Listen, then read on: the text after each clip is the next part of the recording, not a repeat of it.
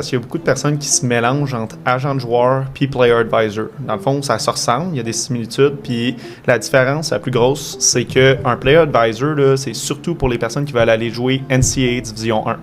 Pourquoi tu vas chercher un player advisor au lieu d'un agent? C'est parce que la NCAA, il y a plein de règlements qu'il faut que tu suives pour être éligible pour jouer là. Un des règlements, c'est que tu n'as pas le droit d'agent. Puis là, tu te dis, OK, mais c'est quoi la différence entre un player advisor et un agent?